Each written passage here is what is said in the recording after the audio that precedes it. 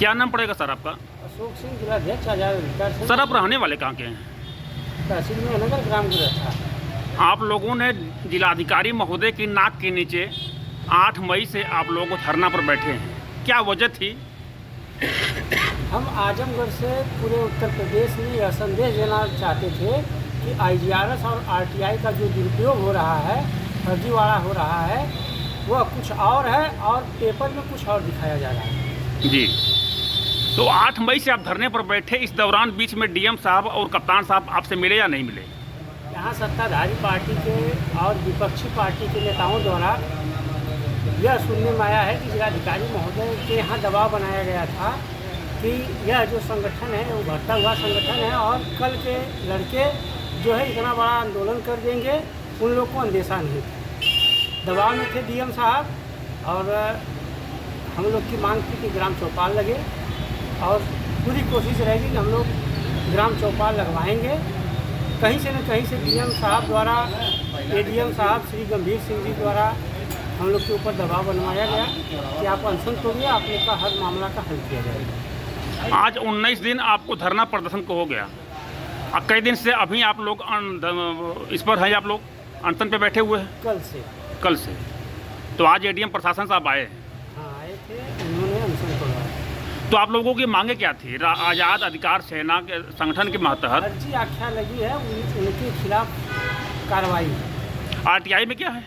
RTI में ये लोग तीसरा पक्ष बनाकर लीपापोती करते थे, वहाँ से भी आयोग से भी नहीं मिलता था हम लोग को, कोई न कोई धारा लगा के वापस कर दिया। तो IGRS में फर्जी रिपोर्ट लगाने के खिलाफ में आप लोग धरने पर बैठे हैं, तो क्या आपकी मांग थी कि जो RTI में फर्जी रिपोर्ट लगाया जा रही है उस रिपोर्ट सही लगे या लगाने वाले पर कड़ी कार्रवाई हो? लगाने वाले पर कड़ी कार्रवाई हो, और अगर कार्रवाई नहीं होगी तो यह धरना जो हम लोग दिए हैं, यह आमरण अनशन लखनऊ या तो गोरखपुर में होगा जी। अब बड़े पैमाने पर होगा। यह यहाँ से तो हम लोग आजमगढ़ से तो एक संदेश दिए जी कि IGRS में फर्जीवाड़ा हो रहा है, सीधे इसका दुरुपयोग हो रहा है। तो हो सकेगा तो एक जन जागरण अभियान चलाकर एक PIL भी दाखिल करेंगे हम लोग IGRS के खिलाफ, अगर सुधार नहीं हुआ तो। सर क्या नाम पड़ेगा आपका? मेरा नाम डब्बू तिवारी है, विधानसभा सगड़ी, ग्राम मुइयापार। जी जी। आजमगढ़ में IGRS और RTI के भ्रष्टाचार में लिप्त होने की वजह से आप लोग धरने पर 8 मई से बैठे हुए हैं। आज 19 मई हो गई।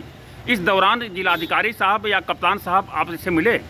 देखिए, जिलाधिकारी और कप्तान साहब का मिलना न मिलना बहुत बड़ी बात नहीं है, क्योंकि IGRS में उन्होंने तो प्रशस्ति पत्र ले लिया है और उन्होंने दिखा दिया है कि मौके पे हम लोग प्रदेश में चौथे स्थान पर हो गए हैं। तो कहीं ना कहीं जिस प्रकार का हम लोगों के पास साक्ष्य था, उनको डर बनी हुई थी कि अगर यह साक्ष्य प्रस्तुत होता है तो उनका पोल खुल जाएगा IGRS में जो प्रदेश में चौथा स्थान है।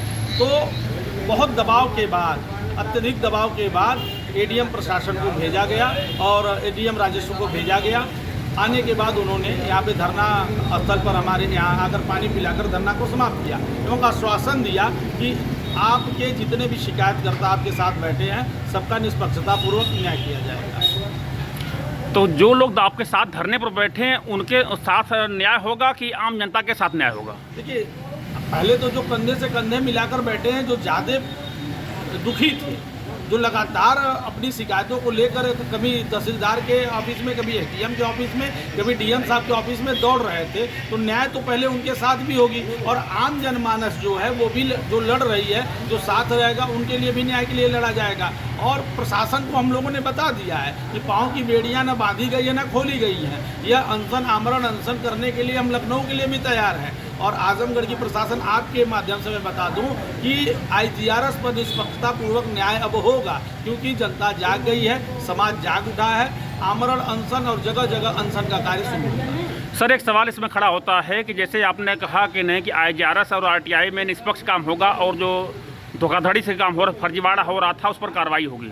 तो अगर गरीब आदमी यहाँ तक नहीं पहुँच पाया रहा है, जो मतलब पढ़े लिखे नहीं लोग हैं, गरीब लोग हैं, तबके के लोग हैं और आप तक पास नहीं पहुँच पा रहे हैं, तो उनके तक बातें कैसे पहुंच पाएगी, उन पर कार्रवाई कैसे होगी? या जो फर्जी रिपोर्ट लगा करके मनमानी तरीके से धन लूट करके फर्जी रिपोर्ट लगाकर अपने पीठ लोग थपथपा रहे हैं, पुलिस विभाग हो चाहे जिलाधिकारी विभाग हो, तो उसमें फिर क्या करना होगा? देखिए उसके लिए तो हम लोगों ने अपने उसके माध्यम से भी बताया था, रिपोर्ट के माध्यम से हम लोगों ने दिया था कि ग्राम चौपाल लगाकर लोगों को जन जन जागरूक करके ही कार्य किया जा सकता है। और यह बात हम लोग डीएम साहब से मिलकर भी कहेंगे कि श्रीमान जो आप जन सुनवाई और हफ्ते में महीने में 15 दिन में लगाते हैं वो ग्राम चौपाल के रूप में बदले, कम से कम 5-10 गाँव को एकत्रित करके उनकी जन समस्याओं को सुना जाए, तो इससे जनता जागरूक होगी। तथा मैं बताना चाहता हूँ कि आज हर घर में, चाहे वो शिक्षित घर हो, चाहे गरीब घर हो, चाहे एक प्रकार की रोजी रोटी उनके परिवार में ना हो, सबके पास मोबाइल की सुविधाएं हो चुकी हैं। तो तमाम भाइयों के पास भी यह सूचना